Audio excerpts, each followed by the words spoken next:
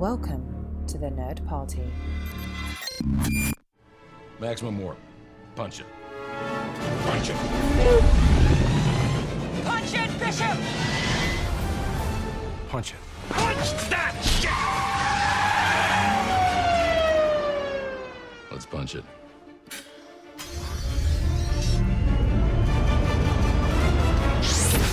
Hello, everybody. Welcome to Punch It, episode 71. My name is Charlene Schmidt, and with me, as always, is... Tristan Riddell. Tristan! I have a confession to make. Lay it on me. I am really excited about what we are going to do today, but I'm also a little bit apprehensive because we're doing a rewrite. We've done this many times before, but we're putting a little twist on it this time because you just randomly went out and you picked an episode, and this is not necessarily an episode that needs a rewrite, but we're going to punch it up anyway. Yeah, that kind of goes against our nature, our coda, our method, whatever you want to call it. It's something that we started way back in our previous show where we would only do middle-of-the-road episodes. We wouldn't do something horrible. We wouldn't do something great, just middle of the road. But this episode is revered as a good episode. And I can't say that it's one of my personal favorites, but I definitely recognize it as one that people very much enjoy. And this is like deeply rooted in the emotion of the character that it focuses on, and it reveals a lot of backstory. So we kind of have to tread lightly. But the episode that we're going to be talking about today, if you haven't noticed it in the show notes or the title, this is Star Trek The Next Generation's Brothers. Well, and the way that we came to this episode was kind of interesting. You just kind of did a flip a coin, essentially, right? Well, it was a method that actually I stole from Enterprise Extra on Twitter, Jim Morehouse. Whenever he wants to watch an episode at random, he will go on his phone, and he has the Memory Alpha app for Star Trek, and there's a way to hit the button that is a random button. It'll give you a random article. And so what he does is, like, if it shows you the Breen, like the article on the Breen, you're supposed to pick a Breen episode, or maybe it's the first time that the Breen were introduced, and that's the episode you watch. So I did it, and Noonien Soong came up, and so I was like, okay, let's rewrite the episode Brothers.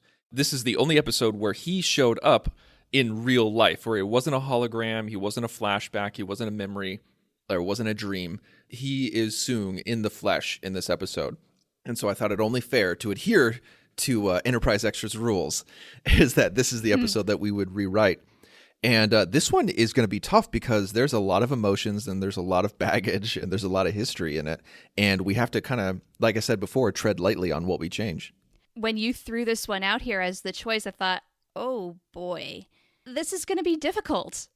And I had not watched this episode in a long time, so I rewatched it last night. And as I was watching it, I was thinking, what are we possibly going to change? This is not an exceptionally good episode, but it is by far and away not a bad episode either. It's pretty solid. So we always say we're going to punch things up.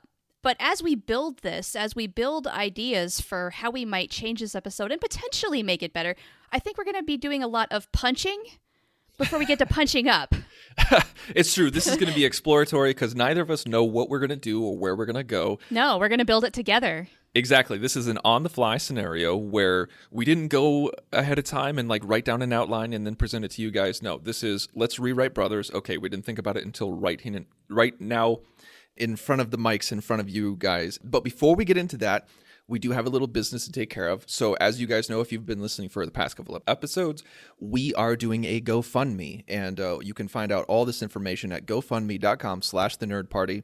This isn't just casual fundraising or anything like that. Sadly, it's because of a crap situation that has happened to the network. We got hit with a legal claim, and we think it's a horrible situation. We think it's unjust. And so we are trying to do what we can to fight it and fight back, because not everybody can.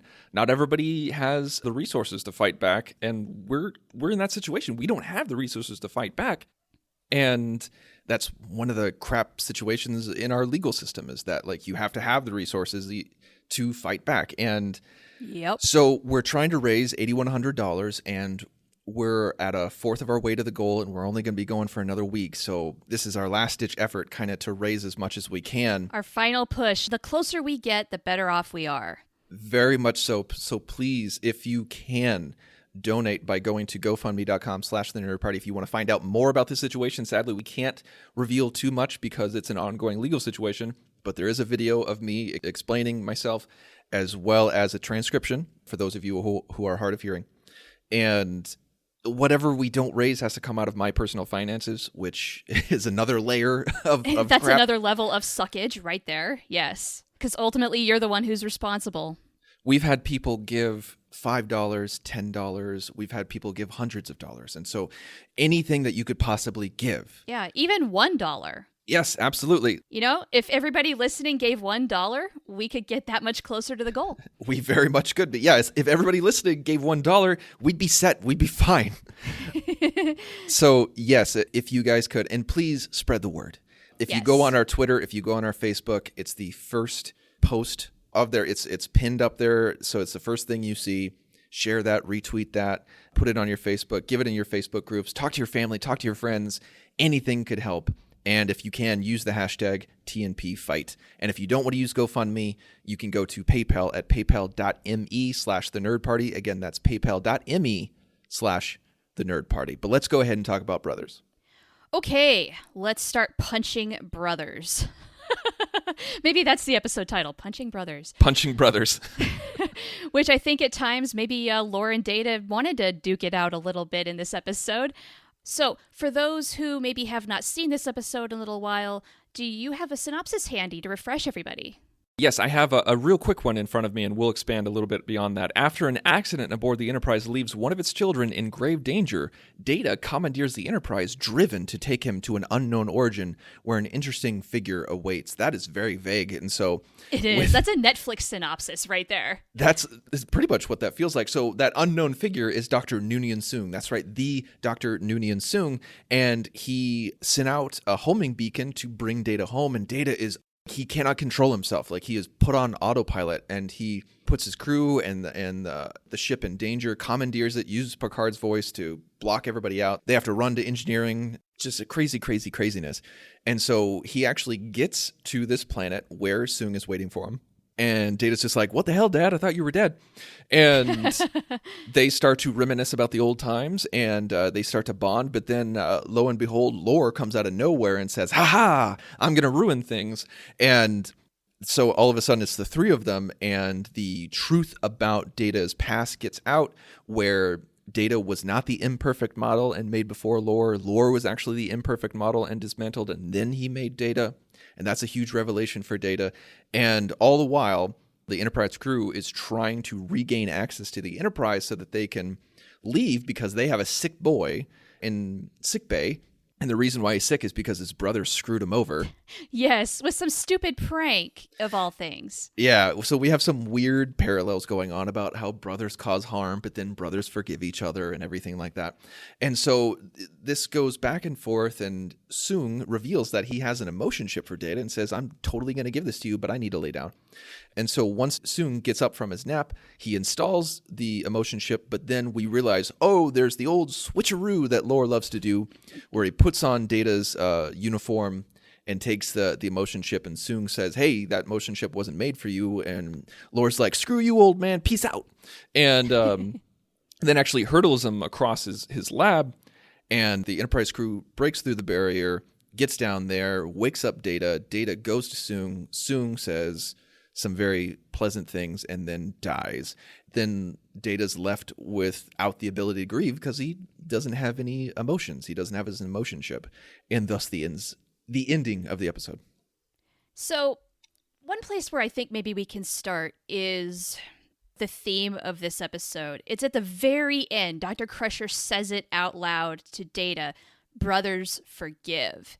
Mm-hmm. Now, in a lot of situations, yeah, you know what? When you're family, you do forgive a lot of things because we're human beings. We do horrible things to each other, and we tend to hurt the people we love the most the worst. Mm-hmm. Not necessarily on purpose, but it happens. But we know that Lore is a pretty horrible android. Of course, this is a very perfect TNG episode in that it's not going to make a judgment based on whether or not we think Data should forgive. It just brings up the idea and gets him thinking. But I don't know, the nature of forgiveness, there's a lot there. I mean, maybe that's something that we can explore because lore, actually, okay, this is going to come out of left field, but maybe it'll make sense once I say it. This whole thing with lore and this episode in general reminded me of a really good BoJack Horseman quote. Of all things, yes. Hang with me here for just a second, folks. The character of Todd, voiced by Aaron Paul, he says to BoJack, you can't keep doing shitty things and then feel bad about yourself, and that makes it okay. You need to be better. So when people do horrible things and they don't mean to, that's one thing. But when they keep doing horrible things and expect people to keep forgiving them because that's just who they are, I think that's a different thing. And I think that describes lore. What do you make of all that? I think that's pretty accurate, where I love that, where you can't keep doing horrible things and expect people to forgive you and love you and everything like that, because I feel like so many people use that as a license where they say like, oh, well, I know I'm a jerk. I'm self-aware, and so that gives me license to be a jerk. No, it doesn't. Right. Just because you're comfortable with calling yourself a jerk does not mean I should accept you as a horrible human being. The onus is on you, not me. Yeah, and the other thing is if you want to go on being a jerk, that's fine, but you know what? I'm out. Right. Boundaries. I have an idea that just popped into my head. What you got? We're about to get a little personal here. Let's get personal. On Punch It. Longtime listeners might have known that I've given a few stories about this before, and it's something that weighs very heavy on my heart. Like I'm not going to go into massive detail, but it's something that really does weigh me down. And I have two half siblings where we share the same father, and Shar, you know this, but the audience might not. Like we share the same father but have different mothers, and we're 20 years apart in age. So we weren't raised together. We weren't raised even in the same state or around the same time. Very different in age, obviously. Yeah. And I have a full-blooded sister who I'm very close with. I talk to her every day. And I have no relationship with my half-siblings. When I was younger, I had a relationship with them. I saw them once a year, or we would travel to where they live.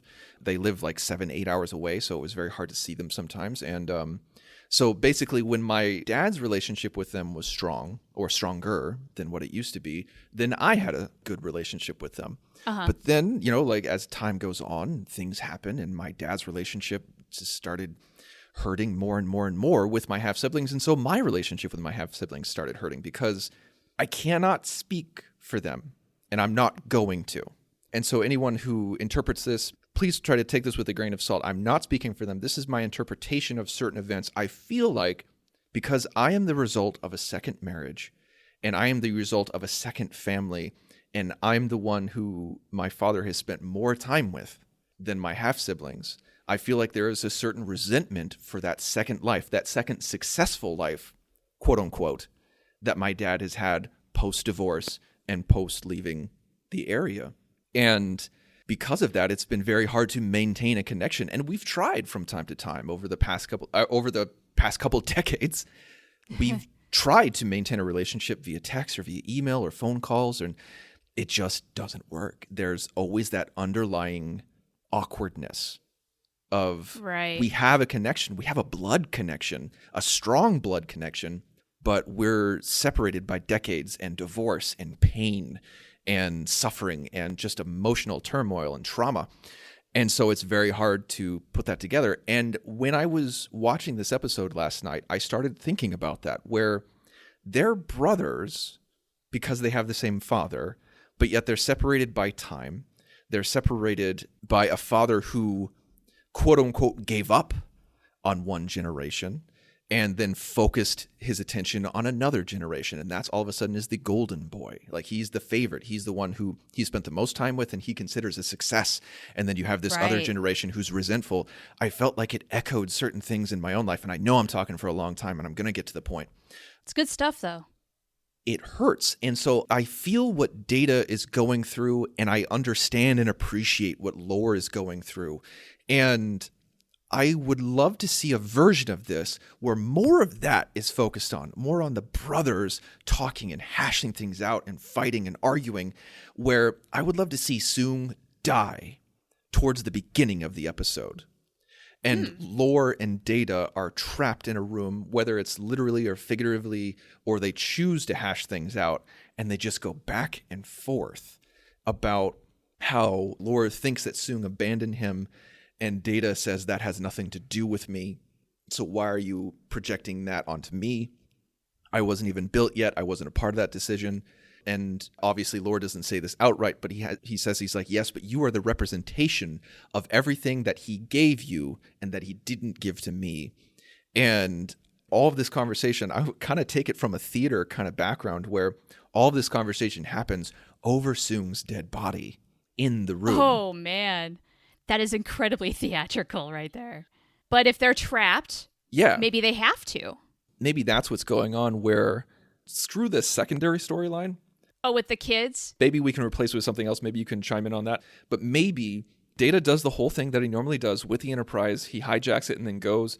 And then he goes into like a secure bunker, a secure place. And that's why no one's been able to find Soong, is because he's completely off the grid. And everything is just like biometrically sealed. So he can work in peace and work in secret. And then when he dies, there's no way to get it out because only a living Soong can open the doors or something like that. And so the entire perspective of the episode is not from the Enterprise and Data, but only Data. And they think that maybe they'll be trapped in here for the rest of their lives because they are immortal. And so time means nothing to them. Right. Don't need food, don't need water. Exactly. And so Data's just like, no, the Enterprise will find a way to get in. And Lore's like, they're going to have to give up sometime. They don't live forever like you do, or something like that. And then finally they break through. Maybe that's a way we can pitch the episode. What do you think? Do you want to do something different? I talked for a long time.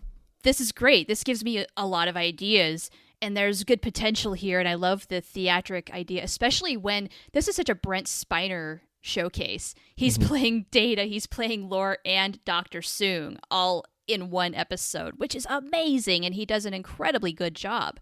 So I think that just only enhances his talent. So I love the idea of these brothers maybe having to have a little one-on-one therapy and hashing it out. And maybe Soong gets it started, trying to get them to get along, but then he dies. And then it's up to them. And they're trapped now, realize that. And so are they just going to be bitter and angry at each other for all eternity in the same room? Is that really how things are going to be? Or is there a way they can meet in the middle? Can they set aside some differences? That would be a really cool thing to talk out. Now, you mentioned the kid subplot. I do think that's the weakest part of this episode. I know why it's there. It's there for a great bookend to parallel what's happening with Data and Lore. But it is a reminder yet again that children on the Enterprise is kind of a stupid idea. And at least one of these kids is a complete a-hole, pranking his brother almost to death. Yeah, that's pretty intense. That seemed a little over the line. I know accidents happen, but maybe I would have believed it a little more if maybe it was the little brother pranking the bigger brother who didn't know quite any better. But no, it's the older brother beating up his little brother. And I'm like, you jerk. It's no wonder he doesn't want to talk to you. Yeah. So, yeah, I definitely do feel like that's the weakest part. And if there's some way we can bookend the show in a different way, with better storytelling, I'm all for that. But at the same time, you know what? I'm not opposed to just cutting it out either. I just feel like it's the simpler way to do it, where maybe we can just have a conversation with Data and Geordi at the beginning, where maybe something happens where he's exploring his creative side. Maybe he makes a portrait of somebody or of a family together or something like that. And it's just like he's always longed to have that. Like, we focus so much on his humanity and his emotions and even his dating life at certain times. But the only time we really focus on family is when he creates Lull. Maybe he's creating a painting in the abstract where it's his vision of family. Like, this is something that he maybe kept thinking about more and more after his experience with Lull, where it's just like, okay, I created a daughter and I still long for a father figure, or I still long for my brother Lore, or I have this creative family on the ship, but I envy what all of you were given biologically, or something to that effect. Yeah. Ooh, yeah. Like, humans are automatically put into a family, like it or not. Maybe this starts out with just, a conversation between Geordi and Data. Maybe Geordi just recently heard from a sibling or one of his parents, yada, yada, just quick hello. And it brings up all these feelings, for lack of a better term, that desire. Mm-hmm. Here's a thought. Here's an idea. instead of, I mean, I know Data commandeering the Enterprise is full of action and mystery and, oh my God, what is going on? What if he just gets that homing signal from Dr. Soong with the directions to get there? There's no sick kid. He goes off on his own, leaves the Enterprise to go see Dr. Soong because the message says he's dying. And so Data goes off to investigate. You know, everybody's a little suspicious. Isn't Dr. Soong dead? Well, we got to go off and find out. So the Enterprise maybe is close by, but when they lose connection with Data, maybe that's when they get really suspicious, like, oh no, something's happened, and they go after him. When Data and Lore and Soong get trapped. I always kind of wondered why the writers didn't do that, where Soong wouldn't program him to just like take a shuttle or do something way less dramatic. Right, it seems a little extreme. But at the same time, I thought that sequence was really cool. Well, I mean, of course, it plays out beautifully as an episode of television. It's fun, it's exciting, it's mysterious, what is going on? But logically, if Soong had not died, he would have been court-martialed for some serious offenses against the Enterprise and its crew. I like what you're saying, and I think it makes more sense. But from a television perspective, I think it's needed for a little drama, because what if this might add a little bit of a ticking clock where, okay, so say that Data does take over the wake. We don't have the brother is sick base storyline like you said. Okay. But like, what if Data does take over the Enterprise, locks everybody out, and gets to the planet, gets down there, Soong dies, they get trapped, and then that's part of the drama. That is kind of the ticking clock where Data and Lore may have eternity to hash it out in this room because they're immortal, but Data needs to find a way out because the Enterprise crew is stuck in orbit and they are not immortal, and they're going to run out of resources. They may not make it out. They might die on the ship. He doesn't know. That's good. So then that puts it on the Enterprise crew to pack their way out like they do to get on the planet and eventually rescue Data?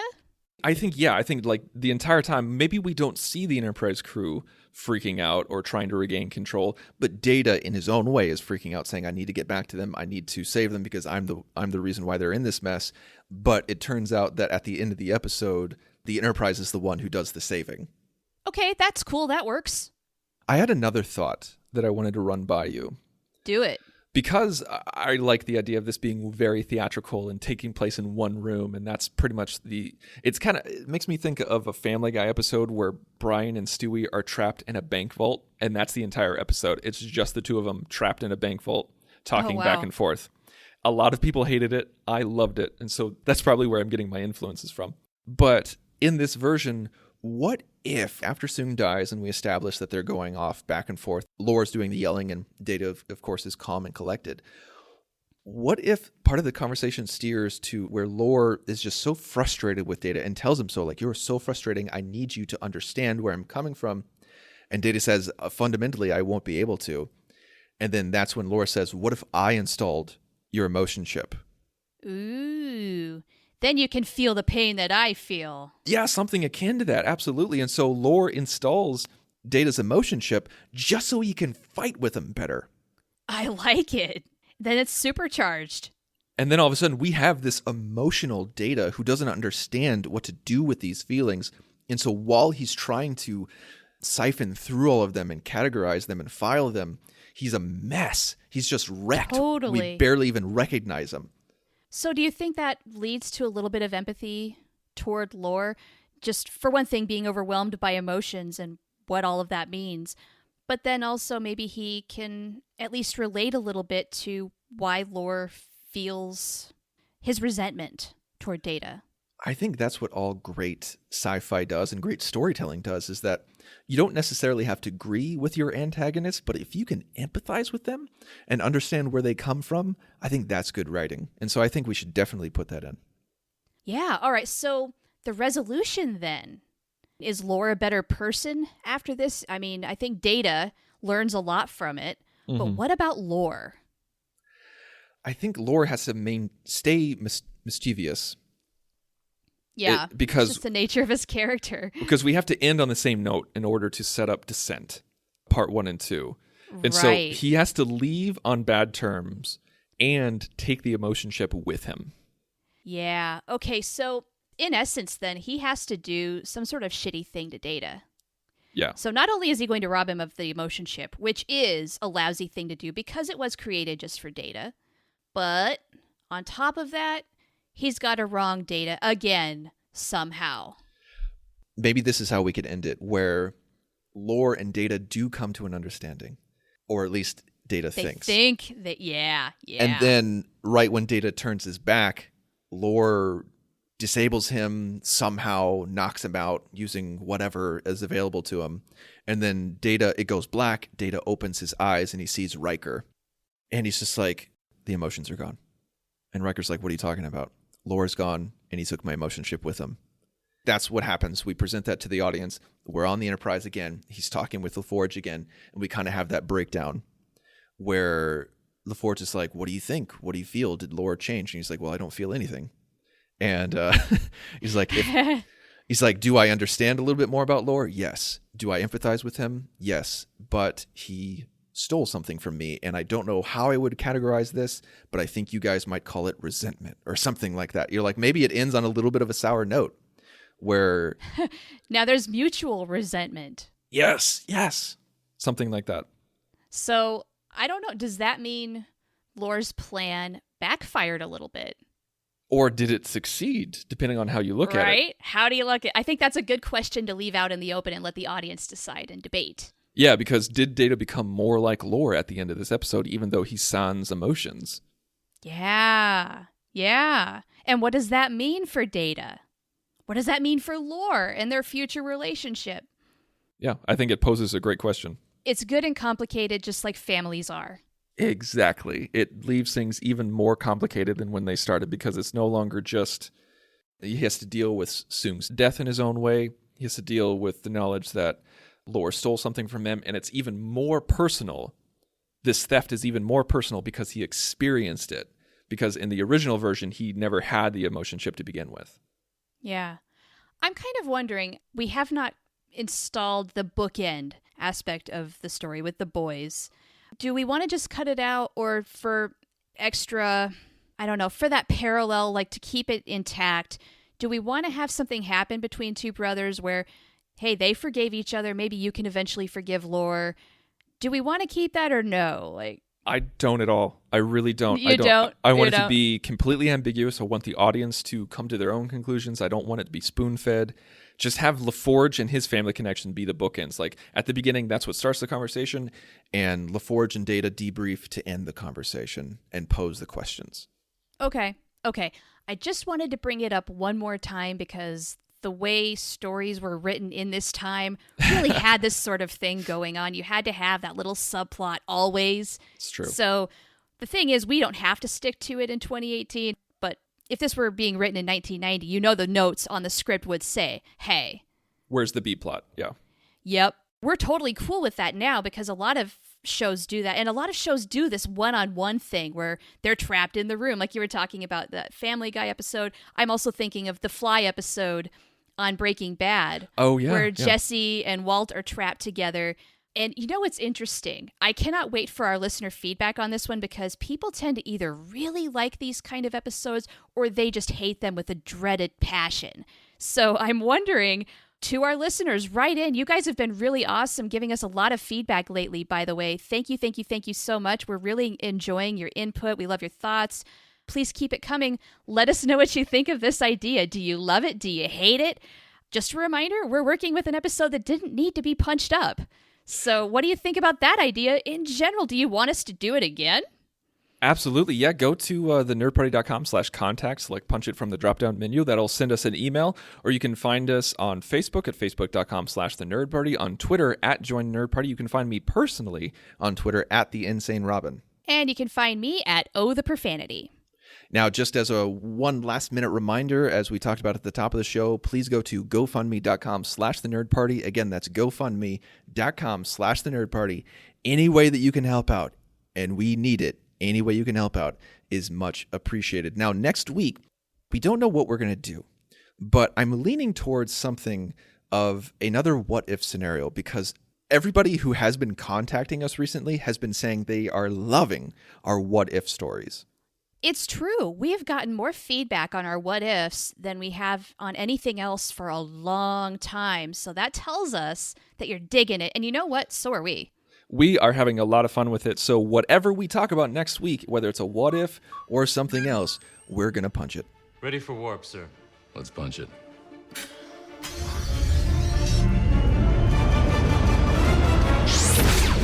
Join the revolution. Join the Nerd Party.